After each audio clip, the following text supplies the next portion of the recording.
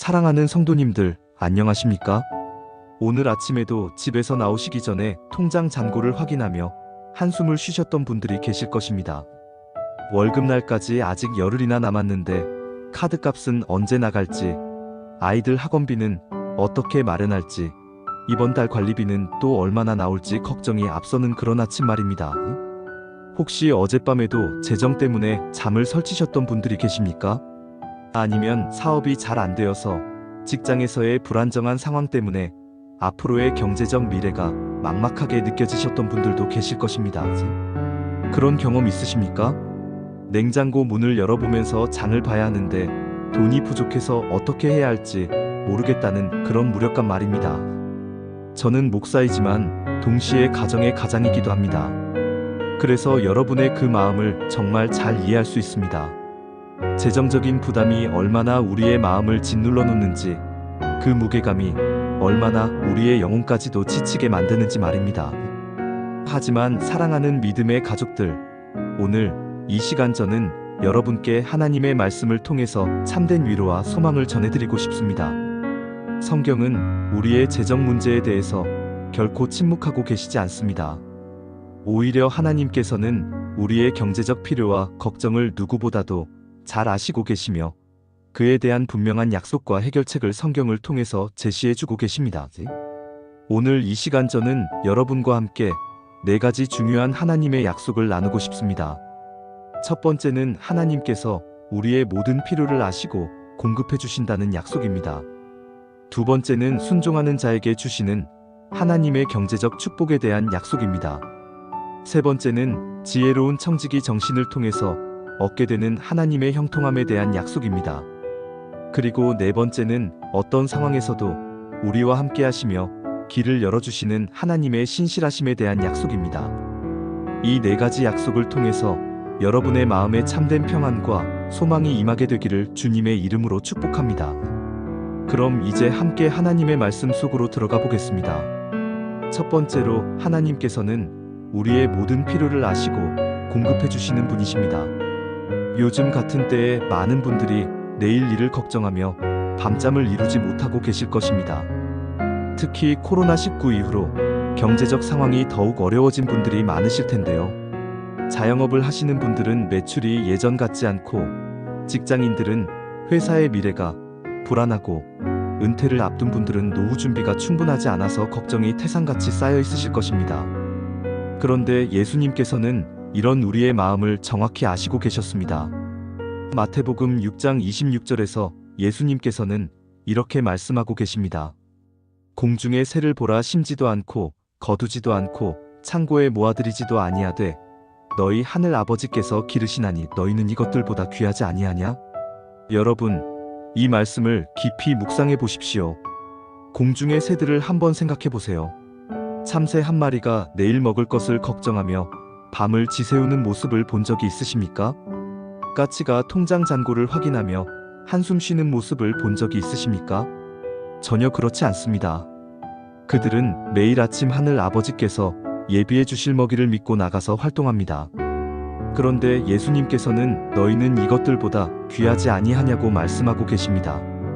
하나님의 눈에는 여러분이 공중의 새보다 훨씬 더 소중하고 귀한 존재라는 것입니다. 새들도 먹이실 하나님께서 하물며 당신의 형상대로 지음받은 귀한 자녀들을 먹이지 않으시겠습니까? 이것이 바로 하나님의 마음입니다.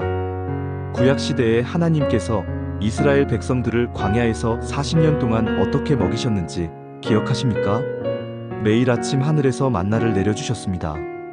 그들이 특별히 잘나서가 아니었습니다. 오히려 그들은 계속 원망하고 불평했습니다.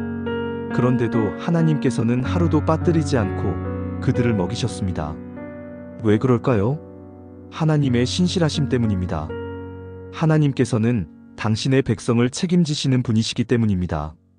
사랑하는 성도님들, 2025년을 살아가는 우리도 마찬가지입니다. 여러분이 지금 어떤 경제적 어려움을 겪고 계시든지 하나님께서는 여러분의 상황을 모르고 계시지 않습니다. 여러분이 필요로 하는 것이 무엇인지 정확히 아시고 계십니다. 집세가 걱정이라면 그것도 아십니다. 자녀들 교육비가 부담이라면 그것도 아십니다. 의료비 때문에 고민이라면 그것도 아십니다.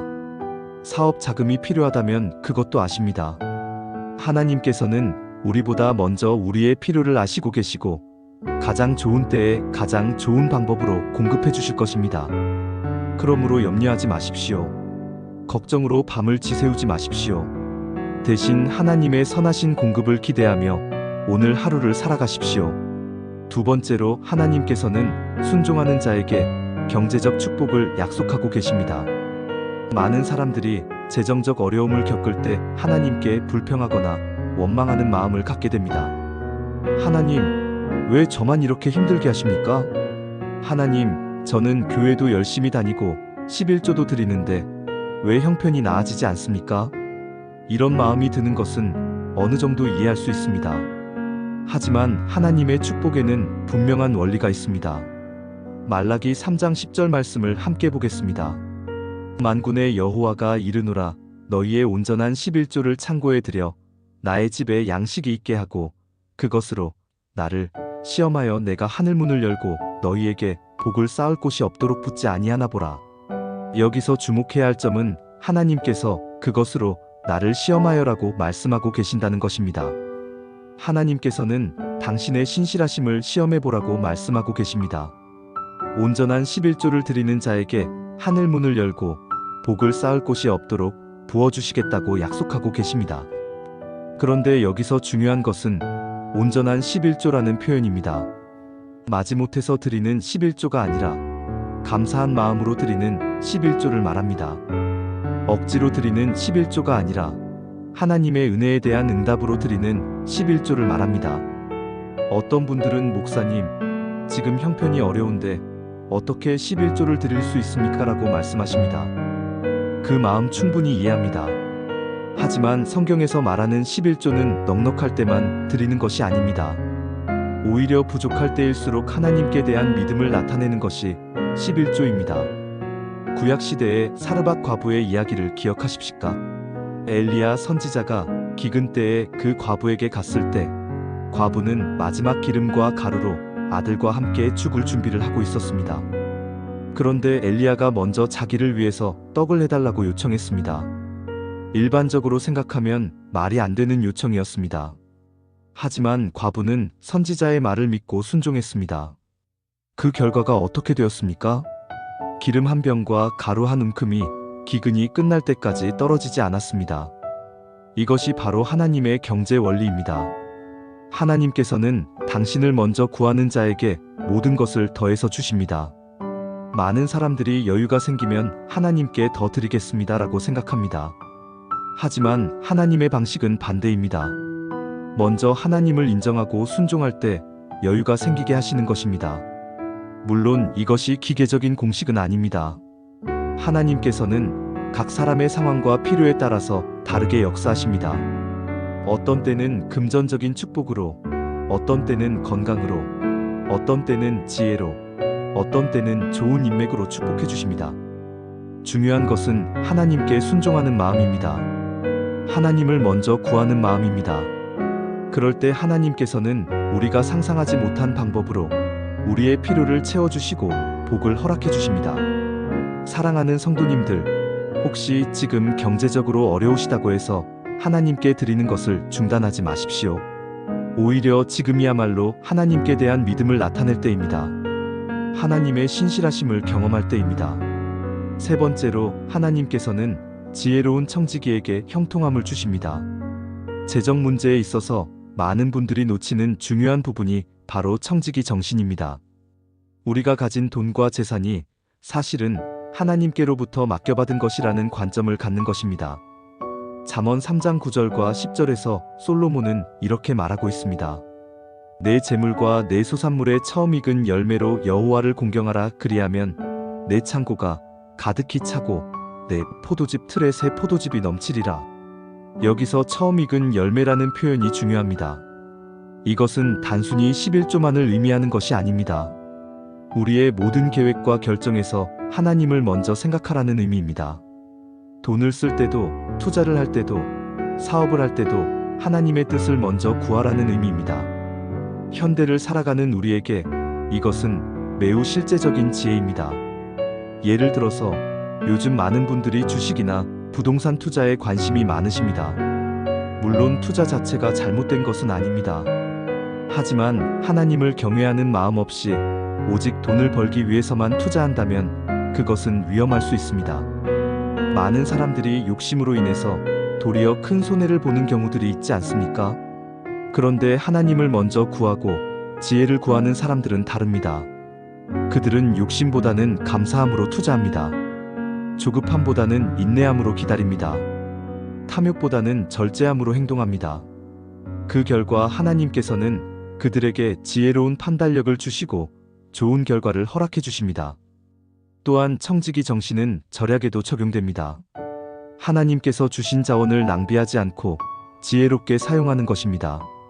요즘 같은 때에 가계부를 쓰는 것도 좋은 청지기 정신의 실천입니다.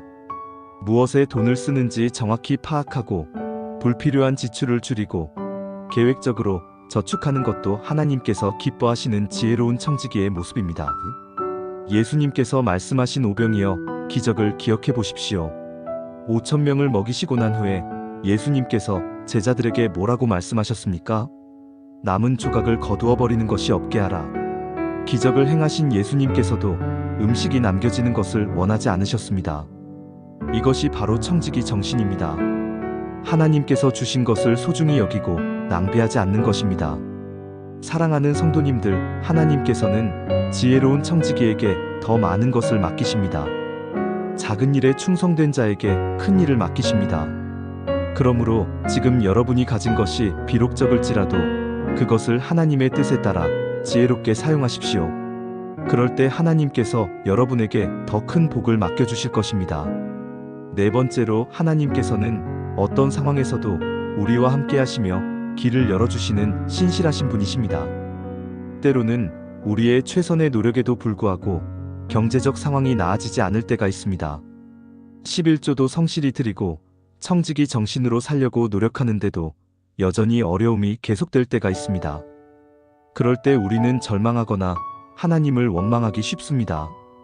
하지만 그런 때일수록 우리는 하나님의 더 깊은 뜻을 깨달아야 합니다.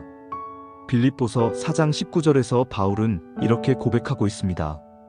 나의 하나님이 그리스도 예수 안에서 영광 가운데 그 풍성한 대로 너희 모든 쓸 것을 채우시리라.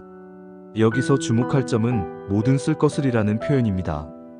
하나님께서는 우리가 필요로 하는 모든 것을 채워주신다고 약속하고 계십니다. 하지만 그 방법과 때는 하나님께서 정하십니다.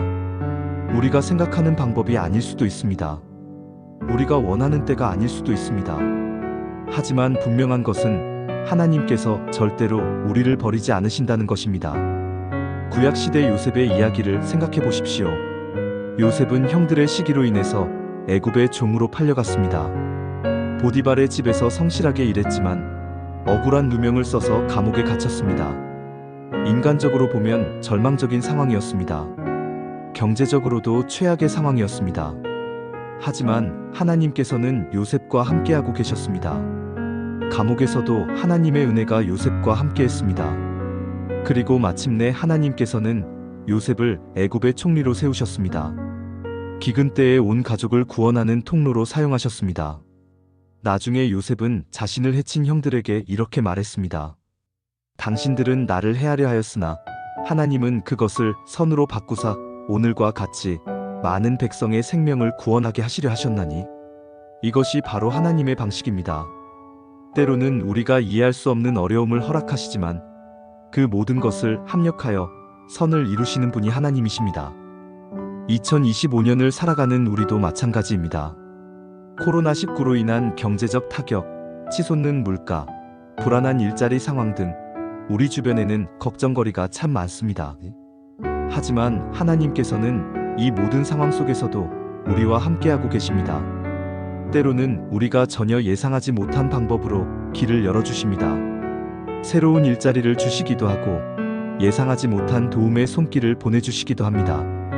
건강을 지켜주셔서 의료비 지출을 줄여주시기도 하고 지혜를 주셔서 더 효율적으로 살 수 있게 해주시기도 합니다. 중요한 것은 어떤 상황에서도 하나님에 대한 신뢰를 포기하지 않는 것입니다. 절망하지 않고 계속 기도하는 것입니다. 하나님의 때를 기다리는 것입니다. 시편 37편 25절에서 다윗은 이렇게 고백합니다. 내가 어려서부터 늙기까지 의인이 버림을 당하거나 그의 후손이 걸식함을 보지 못하였도다. 평생을 하나님과 함께 살았던 다윗의 간증입니다. 하나님께서는 당신을 의지하는 자를 결코 버리지 않으신다는 확신의 고백입니다. 사랑하는 성도님들, 지금 여러분이 어떤 경제적 어려움을 겪고 계시든지 낙심하지 마십시오. 하나님께서는 여러분을 사랑하시고 여러분과 함께하고 계십니다. 가장 좋은 때에 가장 좋은 방법으로 여러분의 문제를 해결해 주실 것입니다. 사랑하는 믿음의 가족들, 오늘 이 시간 우리가 함께 나눈 4가지 하나님의 약속을 다시 한번 정리해 보겠습니다. 첫 번째는 하나님께서 우리의 모든 필요를 아시고 공급해 주신다는 약속이었습니다. 공중의 새도 먹이시는 하나님께서 당신의 귀한 자녀들을 어찌 버리시겠습니까? 오늘 하루도 하나님의 선한 공급을 기대하며 살아가시기 바랍니다. 두 번째는 순종하는 자에게 주시는 하나님의 경제적 축복에 대한 약속이었습니다. 온전한 마음으로 하나님께 드릴 때 하나님께서는 하늘문을 열고 복을 부어주신다고 약속하셨습니다. 어려울 때일수록 하나님을 먼저 구하는 믿음을 보여드리시기 바랍니다. 세 번째는 지혜로운 청지기 정신을 통해서 얻게 되는 하나님의 형통함에 대한 약속이었습니다. 하나님께서 맡겨주신 자원을 지혜롭게 사용하는 자에게 하나님께서는 더 큰 것을 맡겨주십니다. 작은 일에 충성하는 청지기가 되시기 바랍니다. 네 번째는 어떤 상황에서도 우리와 함께 하시며 길을 열어주시는 하나님의 신실하심에 대한 약속이었습니다. 요셉처럼 다윗처럼 끝까지 하나님을 신뢰하는 믿음을 갖고 계시기 바랍니다. 오늘 말씀을 들으시면서 마음의 위로와 힘이 되셨다면 좋아요 버튼을 눌러주시고 댓글로 여러분의 기도 제목도 나누어 주시기 바랍니다. 여러분 한 분 한 분을 위해서 기도하겠습니다. 그리고 이 말씀이 재정 때문에 고민하고 계신 다른 분들에게도 도움이 될 수 있도록 구독과 알림 설정도 부탁드립니다. 마지막으로 재정을 위한 기도문을 함께 나누며 오늘 말씀을 마무리하겠습니다. 하나님 아버지 감사합니다. 오늘도 저희의 모든 필요를 아시고 공급해 주시는 하나님의 사랑을 깨닫게 해주셔서 감사합니다. 때로는 경제적 어려움 때문에 걱정하고 염려했던 저희의 모습을 용서해 주시옵소서.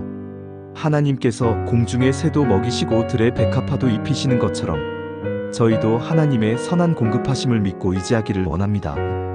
저희에게 온전한 마음으로 하나님께 드리는 믿음을 주시옵소서. 어려울 때일수록 하나님을 더욱 신뢰하고 하나님의 뜻을 먼저 구하는 순종의 마음을 주시옵소서. 저희가 가진 모든 것이 하나님께로부터 온 것임을 기억하게 하시고 지혜로운 청지기로서 하나님께서 맡겨주신 자원을 잘 사용할 수 있도록 도와주시옵소서. 욕심과 탐욕에서 벗어나게 하시고 감사와 절제의 마음으로 살아갈 수 있게 해주시옵소서. 지금 경제적으로 어려움을 겪고 있는 모든 성도님들에게 하나님의 위로와 힘을 허락해 주시옵소서. 절망하지 않고 끝까지 하나님을 신뢰할 수 있는 믿음을 주시옵소서. 하나님께서 가장 좋은 때에 가장 좋은 방법으로 길을 열어주실 것을 믿게 해주시옵소서. 사업하시는 분들에게는 지혜와 성실함을 주시고 일하시는 분들에게는 건강과 능력을 주시옵소서. 실직으로 고통받는 분들에게는 새로운 기회를 허락해 주시고 은퇴를 준비하시는 분들에게는 평안한 노후를 예비해 주시옵소서. 자녀들 교육비로 걱정하시는 부모님들에게 필요한 도움을 보내주시고 의료비 때문에 고민하시는 분들에게 치유와 회복을 허락해 주시옵소서. 무엇보다 저희 모든 성도님들이 재정 문제로 인해서 신앙이 흔들리지 않게 하시고 오히려 이런 어려움을 통해서 하나님을 더욱 깊이 의지하게 해주시옵소서. 하나님의 나라와 의를 먼저 구하는 자에게 모든 것을 더하여 주신다는 약속을 붙잡게 해주시옵소서. 11조와 헌금을 통해서 하나님께 영광을 돌리고 이웃과 나누는 일에도 힘쓸 수 있는 마음을 주시옵소서.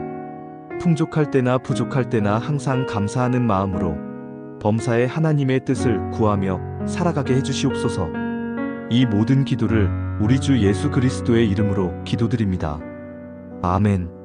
사랑하는 성도님들, 하나님께서 여러분의 재정에 풍성한 복을 허락해 주시기를 주님의 이름으로 축복합니다. 어떤 어려움이 있어도 하나님께서 여러분과 함께하고 계시다는 것을 기억하시고 오늘 하루도 감사함으로 살아가시기 바랍니다. 다음 시간에도 더욱 은혜로운 말씀으로 여러분과 만나 뵙기를 소망합니다.